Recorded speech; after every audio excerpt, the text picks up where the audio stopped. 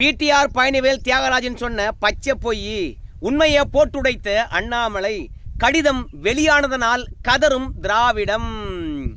கடிதம் வெளியாவதுக்கு முன்பாக அப்படியே டம் கட்டினாங்க. யாரும் எங்களை ஒண்ணும் பண்ண முடியாது, நாங்க சொல்றதுதான் உண்மை அப்படின்னு உறுதியா இருந்தாங்க திமுகவினர். இன்னைக்கு கடிதம் வெளியானது பிறகு பாஜகவுக்கு கை கொடுக்கும் விதமாக பாமக களம் இறங்கி இருக்கிறது, அதிமுக களம் இறங்கி இருக்குது. இப்போ பாஜகவை மட்டுமே எதிர்த்து கொண்டிருந்த திமுகவுக்கு பாமக அதிமுக ரெண்டு பேரும் சேர்ந்து அடிப்பதனால கடிதம் வெளியான பிறகு கதறுகிறது திராவிடம். அப்படி அந்த கடிதத்துல என்ன இருந்தது? ஏன் பாமகவும் அதிமுகவும் பாஜகவுக்கு ஆதரவாக களத்துல இறங்கி திராவிடத்தை கதற விடுறாங்க அப்படின்ற விஷயத்தையும் இந்த வீடியோவில் நம்ம விரிவா பார்க்க போறோங்க. முதல்ல பிடிஆர் பழனிவேல் தியாகராஜன் சொன்ன பச்சை பொய் என்னன்றதை பார்த்துடலாமா? வீடியோ பாட்டு வாங்க. I came from South, I came from Chennai. I had learned Hindi in school, but I never spoke it much. Just listening to how people were speaking, I just thought you address people this way. So one day there was someone in the mass and I had to call him. I called him Abhay Saleh. இந்த வீடியோல பேசுறது Google CEO Sundar Pichai. Sundar Pichai அவர்களை பொறுத்த வரைக்கும் அரசு பள்ளியில படிச்சாரு, இருமொழி கொள்கையில தான் படிச்சாரு அப்படின்னு நம்முடைய பிடிஆர் பழனிவேல் தியாகராஜன் அவர்கள் பேசியிருந்தார். அதுக்குதான் அண்ணாமலை அவர்கள் சுந்தர் பிச்சை அரசு பள்ளியில படிச்சாரு, இருமொழி கொள்கையில படிச்சாரு, அவருக்கு ஹிந்தி தெரியாது, அவர் ஹிந்தியே படிக்கல. ஏயா நீங்க சொல்ற பொய்க்கு யார போய் துணியா கூட்டு வர பத்தியா, யார போய் துணையா கூட்டு வர பத்தியா? அட பொய் சொன்னாலும் பொருந்த சொல்லுங்கய்யா அப்படின்னு சொல்லும் விதமாகத்தான் சுந்தர் பிச்சை ஹிந்தி படிச்சாரா இல்லை என்ற விஷயத்தை பிடிஆர் பழனிவேல் தியாகராஜனுக்கு எடுத்து காட்டும் விதமாகத்தான் இந்த வீடியோவை பதிந்திருக்கின்றார். மொத்தத்துல தமிழ்நாட்டு மக்களை ஏமாத்தணும்னா தமிழ்நாட்டு மக்களுக்கு தெரிந்த ஆளுமையை கொண்டு வந்து முன்னாடி நிறுத்துவாங்க. அப்படி நிறுத்திவிட்டு அவங்களுக்கு தெரிந்த கதையை ஓட்டுவாங்க. நாமளாம் என்ன நினைச்சிட்டு இருக்கோம்? திமுகவில் ஆர் ராசாவும் சரி, பிடிஆர் பழனிவேல் தியாகராஜனும் சரி சிறந்த அறிவாளிகள் அப்படின்னு நினைச்சுக்கிட்டு இருக்கோம். ஆனா இந்த சிறந்த அறிவாளிகளுக்கு உலகளவில் இருக்கக்கூடிய ஆளுமைகளை பற்றி ஒண்ணுமே தெரியல. அவங்களுடைய கல்வி பின்புலமும் தெரியல, அவங்களுடைய வாழ்க்கை பின்புலமும் தெரியல, அவங்களுடைய சாதனையும் தெரியல, அவங்க எப்படி அந்த இடத்துக்கு போனாங்க அந்த வழி பாதையும் தெரியல. ஆனா இவங்களுக்கு ஆதரவாக யார வேண்டுமானாலும் துணைக்கு இழுப்பாங்க, இவங்க பொய்ய உண்மை என மாற்றுவதற்கு அப்படின்றதுதான் சுந்தர் பிச்சை விஷயத்தை பிடிஆர் பழனிவேல் தியாகராஜன் எடுத்த பிறகு அண்ணாமலை அவர்கள் போட்டு உடைச்சிருக்கின்றார். பிடிஆர் பழனிவேல் தியாகராஜன் அவர்கள் அமெரிக்காவில் வாழ்ந்தவர் தான், அங்க 2 வங்கியில வேலை பார்த்தவர் தான், அங்கேயே படிச்சவர் தான், பன்னாட்டு நிறுவனங்களை வேலை பார்த்தவர் தான். பிடிஆர் பழனிவேல் தியாகராஜனை பற்றி கடந்த காலங்களில் பேசுகின்ற போது சொல்லுவாங்க, ஆடா அவர் பார்த்த 2 வங்கியும் திவாலாகி போச்சியா, அதற்கு பிறகுதான் தமிழ்நாட்டுக்கே ஓடி வந்தாரு. அந்த அளவுக்கு தான் அவருக்கு நிதி பற்றியும் தெரியும், மேலாண்மை பற்றியும் தெரியும், அவரு நமக்கெல்லாம் கிளாஸ் எடுத்துட்டு இருக்காரு அப்படின்னு அவருடைய ஆளுமையும் கல்வி தகுதியும் அன்னைக்கே பாத்தீங்கன்னா நாரி போச்சு. ஆனா இன்னைக்கு இருமொழி கொள்கையில எனக்கு தெரியாதது எதுவும் இல்லை பாக்குறியா அப்படின்னு விட்டு சுந்தர் பிச்சையை வம்பு இழுத்ததும், என் பிள்ளைங்க என்ன படிக்கிறாங்க தெரியுமா அண்ணாமலைக்கு அப்படின்னு சவால் விட்டதும், அந்த சவாலுக்கு செம மாத்திருக்கிறாரு அண்ணாமலை.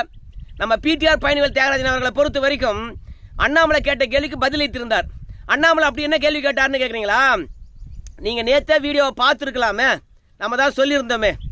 அண்ணாமலை பொறுத்த வரைக்கும் பிடிஆர் பழனிவேல் தியாகராஜன் அவர்கள் புதிய கல்விக் கொள்கை வேண்டாம்ங்கிறாரு, இருமொழி கொள்கையே போதுங்கிறாரு. இருமொழி கொள்கையில நாங்க சாதித்திருப்பதை விட மும்மொழியில எங்கயா சாதித்திருக்கீங்க, எங்கன்னா சாதித்திருந்தீங்கன்னா என்கிட்ட காட்டுங்க, அதை நாங்க ஏத்துக்கிறோம். இருமொழி கொள்கையே பெட்டர், அதனால தயவு செய்து மும்மொழி எங்க மீது திணிக்காதீங்க. நாங்க கல்வியில உச்சம் தொட்டு இருப்பதனால எங்களை வீழ்த்த வேண்டும் என்பதற்காக மும்மொழியை திணிக்கிறீங்களா? மாணவர்களுக்கு பெரிய அழுத்தத்தை கொடுக்குறீங்களா? அறிவு கட்டவன் எவனா ஒருத்த இதை ஏத்துக்குவானா? இல்ல அறிவில்லாதவன் எவனா ஏத்துக்குவானா? அறிவுள்ள எங்களை போய் ஏத்துக்க சொல்றீங்களே அப்படின்னு சொல்லிட்டு கடுமையாக புதிய கல்விக் கொள்கை மீது விமர்சனம் வச்சிருந்தாரு. அதுக்குதான் அண்ணாமலை கேட்டிருந்தாரு, அறிவில்லாதவன் எவனாவது ஒருத்தன் கூட ஏத்துக்க மாட்டான், அறிவுள்ள நாங்க ஏத்துக்குமா புதிய கல்விக் கொள்கையை அப்படின்னு பிடிஆர் கேட்கிறாரு.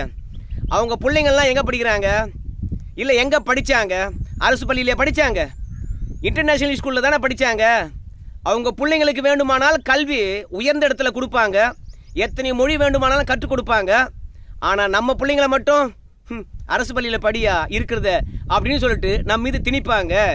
அதனால பிடிஆர் பழனிவேல் தியாகராஜனுடைய மகன்கள் இந்திய குடியுரிமை பெற்றவர்களா அவங்க தமிழ்நாட்டில் இருக்கக்கூடிய பள்ளிக்கூடத்தில் படிச்சாங்களா, இல்ல வெளிநாட்டு குடியுரிமை கொண்டவங்களா, இல்ல வெளிநாட்டு பள்ளியில இன்டர்நேஷனல் ஸ்கூல்ல படிச்சாங்களா, அதை பற்றி பிடிஆர் சொல்லணும் அப்படின்னு அண்ணாமலை கேட்டிருந்தார். ஏன்னா பிடிஆர் மகன்கள் வாழ்வது வெளிநாட்டில், அங்க இருக்கக்கூடிய கல்வி சூழ்நிலையை தமிழ்நாட்டுடன் ஒப்பிட்டு பேசவே கூடாது. அவர் பிள்ளை என்னவோ இந்தியாவில் படிச்ச மாதிரியும், என்னுடைய மகன்கள் பெயர் வந்து பழனி வேல், எங்க அப்பா பெயரை பிரிச்சு 2 மகனுக்கு வச்சிருக்கேன். என்னுடைய மகன்கள் எல்கேஜிலிருந்து பட்டப்படிப்பு வரைக்கும் இருமொழியில் தான் படிச்சாங்க அப்படின்னு சொல்லிட்டார். அதோட நிறுத்திக்கிட்டு அவர் வேற சாப்டருக்கு போயிட்டார். 34 அமைச்சர்களுடைய மகன்களும் பிள்ளைகளும் எங்க படிக்கிறாங்க அப்படின்னு கேட்குறாங்கப்பா. இந்த 34 அமைச்சருடைய குடும்பத்தில் இருக்கவங்க எங்க படிக்கிறாங்கன்னு கேட்பதை விட 8 கோடி மக்களுக்கு எது சிறந்ததாக இருக்கும், அதை முதல்ல முடிவு பண்ணி 8 கோடி மக்களுக்கும் நல்ல கல்வியை கொடுப்போம். நம்ம நாட்டில் அதிக நிதியும் இல்லை, அதிக பள்ளியும் இல்லை, அதிக ஆசிரியரும் இல்லை, இருப்பதை வைத்து நிறைவாக மாணவர்களுக்கு கல்வி கொடுப்போம். அந்த கல்வி இருமொழி கொள்கை என்பது சிறப்பாக இருக்குது. இருக்கிற ஆசிரியர்கள் இருமொழியை கற்றுக் கொடுப்பதுக்கே கஷ்டப்படுறாங்க, இன்னும் 3வது மொழி என்றால் எத்தனை ஆசிரியரை போறது, எத்தனை பள்ளிக்கூடத்தை கட்டுறது, அதனால இருக்கிறதே போதுமையா அப்படின்னு பிடிஆர் பையன்கள் தியாகராஜன் சொல்லி என் பிள்ளைங்க இருமொழியில் தான் படிச்சாங்க அப்படின்னு சொன்னாரு நம்முடைய பிடிஆர் பையன்கள் தியாகராஜன். அதுக்கு அண்ணாமலை அவர் சொன்னாரு, இருமொழி தானே படிச்சாங்க, ஆனா என்ன மொழின்னு சொல்லாம விட்டுட்டீங்க பாத்தீங்களா அப்படின்னு கேட்டார். ஏன் தெரியுமா, அவங்க பிள்ளைங்க படிச்சது ஆங்கிலமும் ஸ்பானிஷு அல்லது பிரெஞ்சு படிச்சாங்க அவங்க மகன்கள். அதுல என்னப்பா அந்த நாட்டில் என்ன இருக்குதோ அதான் படிச்சாங்க அப்படின்னு சொல்லிங்க, ஓகே தானுங்களே? அந்த நாட்டில் என்ன இருந்ததோ அதை படிச்சாங்க. அதே மாதிரி நம்ம நாட்டில் இருக்கிறத நம்ம பிள்ளைங்களுக்கு கற்றுத்தரணுமா இல்லையா? இங்க இருக்கக்கூடிய இருமொழியும் அமெரிக்காவில் இருக்கக்கூடிய இருமொழியும் ஒன்னா? அங்க பொதுவாக ஆங்கிலம், இன்னொரு மொழி அங்க இருக்கிறது அந்த நாட்டில் ஸ்பானிஷ், அந்த மொழியை அந்த மாணவர்கள் கற்றாக வேண்டும். அங்க இருமொழி கொள்கை இருக்குது. அந்த மாதிரி நம்ம அந்நிய மொழியா இருக்கக்கூடிய ஆங்கிலீஷத்தை இங்கிலீஷை நாம வந்து பிரதான மொழியாக்குறோம், தமிழை 2ஆம் தர மொழியாக மாத்துறோம். ஆனா நம்ம நாட்டில் இருக்கக்கூடிய இன்னொரு மொழியை நம்ம படிக்கவே கூடாதுன்னு சொல்றோம். ஆனா பிடிஆர் பழனிவேல் தியாகராஜனுடைய மகன்களை பொறுத்த வரைக்கும் அந்த நாட்டில் இருக்கக்கூடிய 2 மொழியை படிச்சிருக்காங்க. அப்ப நம்ம நாட்டில் இருக்கக்கூடிய 2 மொழியை படிக்கணுமா இல்லையா? சோ பிடிஆர் அவர்களை பொறுத்த வரைக்கும் இதுதான் இருமொழி கொள்கையா அப்படின்னு சொல்லிவிட்டு அண்ணாமலை அவர்கள் அவர் சொன்ன பச்சை பொய்யை போட்டு உடைச்சிருக்காங்க. ஏன்னா இவங்கெல்லாம் தமிழை காப்பாற்ற வந்திருக்காங்களாம். இவங்க பிள்ளைங்களும் தமிழ் கற்றுக்கொள்ள மாட்டாங்க. ஏன்னா பள்ளி கல்வித்துறை அமைச்சராக இருக்கின்றார் அன்பில் மகேஷ் பொய்யா மொழியுடைய மகன். அவர் தமிழ்நாட்டில் தான் படிக்கிறாரு, ஆனா தமிழ்நாட்டில் இருந்துகிட்டே அவரு பிரெஞ்சு படிக்கிறாராம். பிடிஆராவது வந்து பாத்தீங்கன்னா அவங்க மகன்களை வெளிநாட்டில் படிக்க வச்சாரு, அங்க இருக்கின்ற மொழியை கற்றுக் கொடுத்தார், அது கூட ஏத்துக்கலாம். ஆனா தமிழ்நாட்டில் இருந்துகிட்டே நம்முடைய பள்ளி கல்வித்துறை அமைச்சருடைய மகன் பிரெஞ்சு படிக்கிறான். இந்த அளவுக்கு தான் இவங்க தமிழை வளர்க்குறாங்க. ஆனா இவங்க வந்து அரசு பள்ளியில தமிழ் இங்கிலீஷ் போதும் அப்படின்னு முட்டு கொடுக்குறாங்க. இதுல நம்முடைய செந்தில் பாலாஜி அவர்கள் அண்ணாமலையை கலாய்க்கிறாங்களாம். ஏய் அண்ணாமலை, நீ லண்டன் போனியா இல்லையா? அங்க போய் நீ என்ன பேசுன? அண்ணாமலையை பொறுத்த வரைக்கும் இன்னைக்கு ஒன்று பேசுவாரு, நாளைக்கு ஒன்று பேசுவாரு, நேற்று என்ன பேசணும் அப்படின்றது இன்னைக்கு மறந்துடுவாரு. இன்னைக்கு என்ன பேசிட்டாருன்னு கேட்டீங்கன்னா இந்திக்கு முட்டு கொடுத்து இருக்கின்றார். அவரு இந்திய படிக்க வேண்டும் என்று சொல்றாரு, ஆனா லண்டன்ல போய் இந்தியில பேசினாரு, இங்கிலீஷில் தானே பேசினாரு. அப்படி இங்கிலீஷ்ல பேசுகின்ற போது அந்த மக்களுடைய உணர்வுடன் அப்படியே கலந்துட்டாரா இல்லையா? அப்போ அவங்க தாய்மொழியில அழகா பேசியிருக்காரு இல்லையா? இப்போ உலகம் முழுவதும் அவருக்கு கை கொடுப்பது இந்தியா ஆங்கிலமா? சொல்லு அப்படின்னு வந்து நம்முடைய செந்தில் பாலாஜி அவர்கள் அண்ணாமலை கலாச்சிருக்கிறாரு. நாம கேட்பது ஒன்னே ஒன்று தான். லண்டன் போனாரு, இங்கிலீஷில் பேசினாரு, ஆனா டெல்லி போனா நமக்கு ஏன் இங்கிலீஷ் அவசியம் தேவைப்பட போகுது? அங்க இருக்கக்கூடிய இந்தி மொழியில பேசணும்னா நம்ம உணர்வுபூர்வமாக ஒரு நாடு என்று ஒரு மக்கள் என்று உணரலாமே, நமக்குள்ள பேதம் இல்லாம இருக்கலாமே.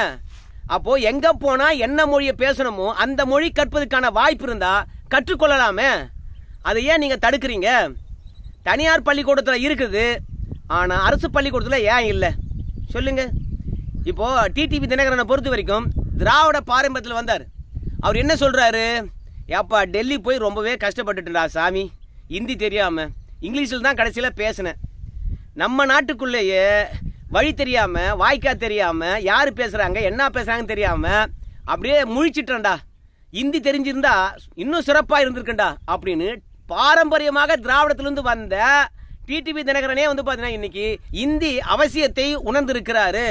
இப்படி கால சூழ்நிலைக்கு ஏற்ற மாதிரி, நேரத்துக்கு ஏற்ற மாதிரி நாம நம்மளை அப்டேட் பண்ணிக்கிட்டே இருக்கணும். அது மட்டும் கிடையாது, இந்த திராவிடம் என்பது நம்மளை எப்படியெல்லாம் ஏமாத்திருக்கிறாங்க அப்படின்னு அன்புமணி ராமதாஸும் அதிமுக ஜெயக்குமாரும் ஆர்பி உதயகுமாரும் புட்டு வச்சிருக்காங்க. ஏன்னா சென்ற வருடம் மத்திய கல்வித்துறை செயலாளர் சஞ்சய்குமார் அவர்களுக்கு நம்ம தமிழ்நாட்டில் இருக்கக்கூடிய தலைமைச் செயலாளராக இருந்த சிவதாஸ் மீனா அவர்கள் கடிதம் எழுதுகின்றார். அந்த கடிதத்தில் என்ன குறிப்பிட்டு இருக்கின்றார் என்று பார்க்கின்ற பொழுது, நாங்கள் தமிழகத்தில் பிஎம்சி பள்ளியை தொடங்குவதற்கு மிகவும் ஆர்வமாக இருக்கின்றோம், அதனால் எங்களுக்கு நிதியை கொடுங்க. நாங்கள் 2024 2025 காலகட்டத்தில் பிஎம்சி பள்ளியை நாங்கள் தமிழகத்தில் நிறுவுகின்றோம். இந்த புதிய கல்விக் கொள்கை என்பது மாணவர்களுடைய கல்வி வளர்ச்சியை எங்கோ கொண்டு செல்ல போகுது, ஊக்குவிக்கும். அதனால பிஎம்சி பள்ளியை நாங்கள் நடைமுறைப்படுத்துகின்றோம். நாங்கள் ஒரு குழுவை போட்டிருக்கிறோம். அந்த குழுவானது பிஎம்சி பள்ளியை எந்தெந்த மாவட்டத்தில் எந்தெந்த இடத்துல எப்படி நடைமுறைப்படுத்தலாம் என்பதை ஆய்வு செய்யும். அந்த பரிந்துரையின் அடிப்படையில் பிஎம்சி பள்ளியை எங்க தொடங்குறது பற்றி நாங்க சொல்றோம். நிதியை கொடுங்க, நாங்க புரிந்துணர்வு ஒப்பந்தத்தில் கையெழுத்திடுவதற்கு ஆர்வமா இருக்கிறோம் அப்படின்னு தர்மேந்திர பிரதான் அவர்களுக்கு கடிதம் எழுதியிருக்கிறாரு அன்றைய தலைமைச் செயலாளராக இருந்த சிவதாஸ் மீனா அவர்கள். அந்த கடிதத்தை 2024 மார்ச் 6ஆம் தேதி மத்திய கல்வித்துறை அமைச்சகமானது அவங்களுடைய ட்விட்டர் ஹேண்டல்ல வந்து பாத்தீங்கன்னா போட்டிருக்காங்க. அந்த பதிவுல என்ன இருக்குன்னு கேட்டீங்கன்னா, புதிய கல்விக் கொள்கையை ஏற்றுக்கொள்ளும் விதமாக முதல் கட்டமாக பிஎம்சி பள்ளியை ஏற்றுக்கொள்வதற்காக புரிந்துணர்வு ஒப்பந்தத்தில் தமிழக அரசாங்கம் கையெழுத்திடுவதற்கு சம்மதித்திருக்கிறது அப்படின்னு சொல்லிட்டு மார்ச் 6ஆம் தேதி மத்திய கல்வித்துறை அமைச்சகத்தினுடைய எக்ஸ் தளத்தில் செய்தி வந்திருக்கிறது. சிவதாஸ் மீனா அவர்கள் கடிதம் எழுதியதின் அடிப்படையில் மத்திய அரசாங்கமானது அந்த அறிக்கையை வெளியிட்டிருக்கிறது. உண்மையாகவே இவங்க பிஎம்சி பள்ளியை எதுக்குறாங்க அப்படின்னா, வேண்டாம் என்று ஆரம்பத்திலிருந்தே மறுத்துக்கிட்டு வந்திருந்தாங்கன்னா மத்திய கல்வித்துறை அமைச்சகத்தினுடைய ட்விட்டர் ஹேண்டல்ல இருந்து பிஎம்சி பள்ளியை ஏத்துக்கிறாங்க, புதிய கல்விக் கொள்கையை ஏத்துக்கிறாங்க தமிழக அரசாங்கம், தலைமைச் செயலாளர் கடிதம் எழுதிவிட்டார், புரிந்துணர்வு ஒப்பந்தத்தில் கையெழுத்து போட போறாங்க அப்படின்னு செய்தி வருகின்ற போது திமுக அரசாங்கமானது அதை மறுத்து இருக்கலாமே. ஏங்க ஒரு மத்திய அரசாங்கமானது தமிழக அரசாங்கத்தின் மீது பொய்யை பரப்பிட்டு, அது பொய் இல்லையா, நாங்க எங்க ஒத்துக்கிட்டோம் அப்படின்னு சொல்லியிருக்கலாம் இல்லையா அப்படின்னு வந்து அன்புமணி கேட்கிறாருங்க. அது மட்டும் கிடையாது, நீங்க தர்மேந்திர பிரதான் அவர்களை போய் சந்திச்சீங்க, ஓகே, ஆனா அவரிடம் என்ன பேசுனீங்க அதை சொல்லுங்க. இல்ல கனிமொழி அவர்கள்லாம் வந்திருக்காங்க, அவங்க என்ன பேசினாங்க? தர்மேந்திர பிரதானை பொறுத்த வரைக்கும் கனிமொழி அவர்கள் வந்து இதை பேசினாங்க, அன்பில் மகேஷ் பொய்யாமொழி அவர்கள் இதை சொன்னாங்க அப்படின்னு அவர் சொல்றாரு. அப்ப தர்மேந்திர பிரதான் அவர்கள் சொல்வதெல்லாம் பொய் அப்படின்னு மறுக்கலாம் இல்லையா? ஆனா நீங்க என்ன சொல்லிட்டு இருக்கீங்க? நாங்க புதிய கல்விக் கொள்கையை ஏத்துக்க மாட்டோம். என்னது புதிய கல்விக் கொள்கையை ஏத்துக்க மாட்டோம்? ஏன் ஏத்துக்க மாட்டோம்? மும்மொழி இருக்கிறது அப்படின்ற விஷயத்தை மட்டும்தான் சொல்றீங்க. ஆனால் தமிழக அரசாங்கமானது மும்மொழி கொள்கையில் இருக்கக்கூடிய எல்லா சாராம்சத்தையும் தமிழகம் முழுவதுமே வந்து பாத்தீங்கன்னா நடைமுறைப்படுத்தி இருக்கிறது. பணத்தை கொடு அப்படின்னு பணம் வாங்க வேண்டும் என்ற பிரதான எண்ணத்தினால இதெல்லாம் நடைமுறைப்படுத்தி காட்டி தொடர்ந்து பணம் வாங்கலான்னு பார்த்தாங்க. ஆனா மத்திய அரசாங்கமானது நேரடியாக மும்மொழி கொள்கையை ஏத்துக்குங்க, நேரடியாக பிஎம்சி பள்ளியை ஏத்துக்குங்க, நீங்க கொஞ்சம் கொஞ்சமாக நடைமுறைப்படுத்துறதுனால நாங்க ஒத்துக்க மாட்டோம் ஐயா சாமி அப்படின்னு கராரா இருந்ததுனால தான் இத்தனை நாளும் காசு பார்த்தவங்க இப்ப காசு கொடுக்கல. அந்த திட்டத்தை ஏத்தாதானே அந்த திட்டத்துக்கான காசு கிடைக்கும். யாரை ஏமாத்துற வேலை அப்படின்னு சொல்லிட்டு ஏப்பா மத்திய அரசாங்கமானது இதுதான் எங்க கல்விக் கொள்கை அப்படின்னு சொல்லிட்டு ஒரு கல்விக் கொள்கையை முன்ன வைக்கிறாங்க. ஆனா தமிழக அரசாங்கமானது நீங்களும் மாநிலத்துக்கு ஏத்த மாதிரி, பண்பாட்டுக்கு ஏத்த மாதிரி, கல்வி சூழ்நிலைக்கு ஏத்த மாதிரி தமிழ்நாடு அரசாங்கமானது ஒரு கல்விக் கொள்கையை உருவாக்க போறோம் அப்படின்னு சொன்னீங்க. அந்த கல்விக் கொள்கை என்ன? ஏன் மக்கள் மத்தியில் வைக்கல? உங்களுடைய புதிய கல்விக் கொள்கை இதுதான், மாநிலத்துக்கென்று உருவாக்கப்பட்ட புதிய கல்விக் கொள்கை இதுதான் அப்படின்னு திமுக அரசாங்கமானது முன்வைச்சா என்ன? ஏன் முன்வைக்கல? அப்போ எதை மறைக்கிறீங்க? தர்மேந்திர பிரதானுக்கு எழுதின கடிதத்தை மறைச்சு வச்சிருந்தீங்க, அவர் வெளியிட்ட பிறகு நாரி போச்செல்லாம் நாரி போச்சு. ஆரம்பத்தில் எல்லாத்துக்கும் ஒத்துக்கிட்டு இப்ப இரட்டை வேடம் போடுறீங்களா?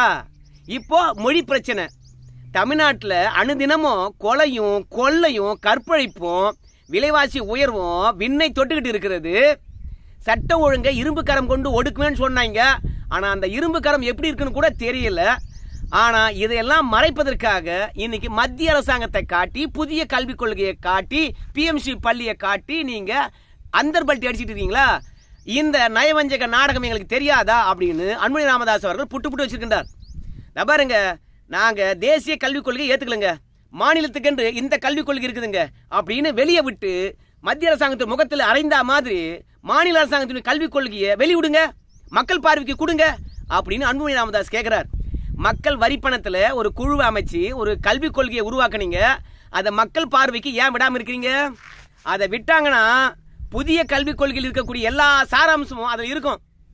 அப்போ மறைமுகமாக புதிய கல்விக் கொள்கையை இவங்க ஏத்துக்கிட்டாங்க என்ற விஷயமானது தமிழ்நாட்டு மக்கள் மத்தியில் அம்பலமாயிடும். அதனால புதிய கல்விக் கொள்கையில் இருக்கின்ற விஷயத்தை கொஞ்சம் கொஞ்சமா தான் ஏத்துக்குவாங்க. ஆனா அதற்குள்ளாக முழுமையா ஏத்துக்குங்க அப்படின்னு மத்திய அரசாங்கமானது அழுத்தம் தந்தனால இன்னைக்கு எதிர்க்கிறாங்க. இல்லைன்னு வச்சுங்களேன், அவங்க வேற ஒரு விஷயத்தை கலப்பி சைலண்டா புதிய கல்விக் கொள்கை 2020 நடைமுறைப்படுத்தியிருப்பாங்க அப்படின்னு நம்முடைய அன்புமணி ராமதாஸ் அவர்கள் சொல்லியிருக்கின்றார்.